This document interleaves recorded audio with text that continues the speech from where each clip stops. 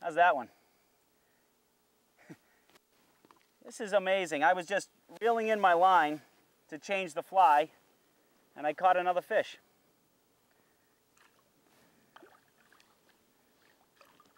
Another bluegill.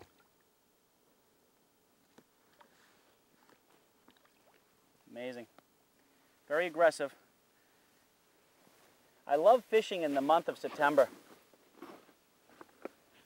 And I tell you why, because here in New England, just like when we get up early in the morning and we can sense the change in temperature, the fish can sense it also. And what that means, if you're a bluegill or one of these guys, that means that winter's coming. And it's a beautiful shot of the bluegill right there. And winter in New England can be pretty nasty for most of us. And if you live underneath Lake Massapoag, it can be a tough time to find food. Everything slows down. The fish will slow down quite a bit, but they'll still have to eat and they'll still have to survive. So they're trying to eat as much as they can to take on the challenges that a New England winter will bring in a lake. So that means they're more aggressive and they're more fun to catch, more fun to fish for. It's a lot easier to catch them sometimes. I didn't even get a chance to tie my fly there. Change flies and got another fish.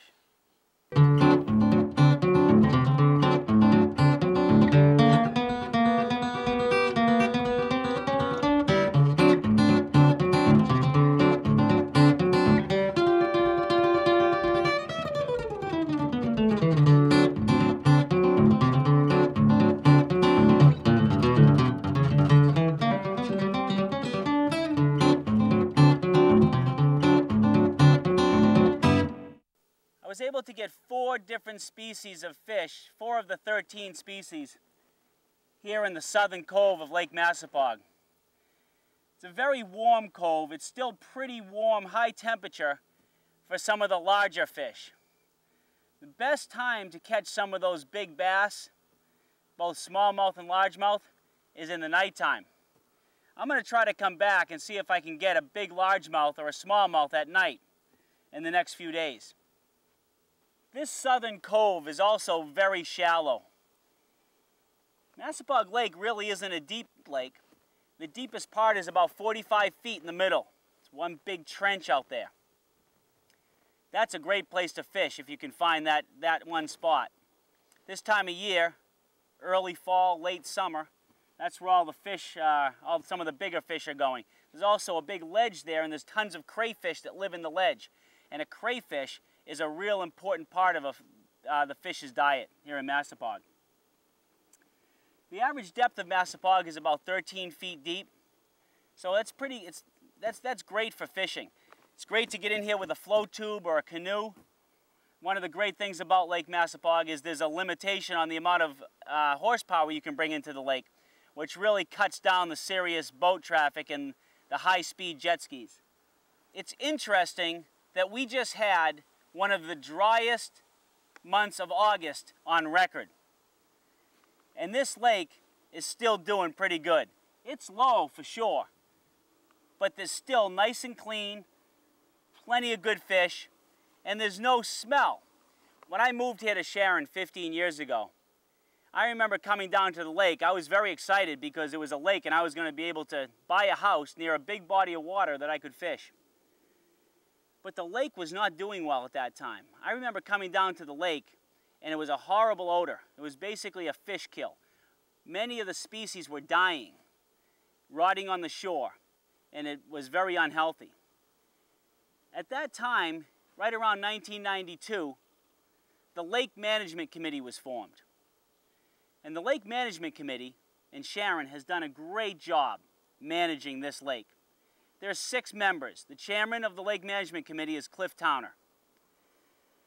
The Lake Management Committee, in conjunction with the Finance Committee, the Planning Board, and the Selectmen, have done a fantastic job keeping this resource nice and clean. One of the major positive moves that they made was the flow house at the northern end of the lake.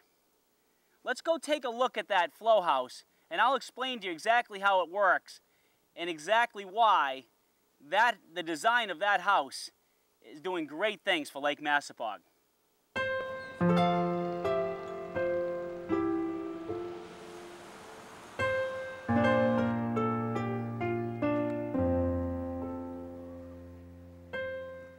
I'm standing here at the old flow house right now. This house was built in 1934, one of the many state work programs that Franklin Delano Roosevelt initiated after the Depression to try to get the towns going with some money. This flow house here is responsible for the outflow of water coming from the lake down Massapoag Brook. What's really interesting, in 1996, the Lake Management Committee decided that they needed to design a new type of gate system where they have the ability to control the amount of water that flows from the lake through the house and down Massapoag Brook. That was very important because until then, or before then, the water would flow through and the lake would drain much quicker than it does today. Inside this house, there's a wheel that turns, and when you turn it one way, the gate will rise up, stopping the water from flowing out. You turn it the other way, the gate goes down, allowing more water to flow through. What's really interesting is this house here is situated here for a reason. When you come to Massapoag, and if you walk the beach, no matter what time of year it is, you're going to feel the wind. Well, that works out to the advantage, because all the stuff on the top of the lake and all the stuff we want to get rid of flows to this corner, right here, right through the house and down the brook. Every morning, Cliff comes down here and takes a reading of the lake, the wind conditions, and determines how much water should be released through the house. Greg Meister is the manager of this lake. He comes in the evening and does the same thing. Without these guys and without the help of the Lake Management Committee, this lake would not have made a comeback like it did. Years ago, a report in the 1980s determined that this lake, by the year 2000, would be unusable with any recreational value. Obviously, that is not the case, and this lake remains one of the cleanest lakes in the whole state of Massachusetts.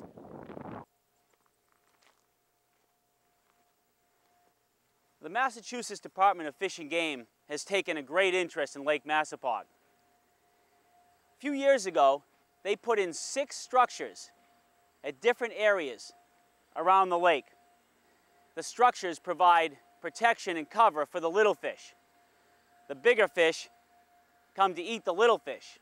If you can find those structures, you'll catch fish.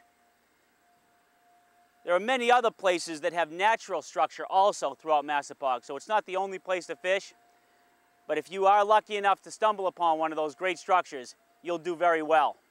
There are some huge fish that live in that lake.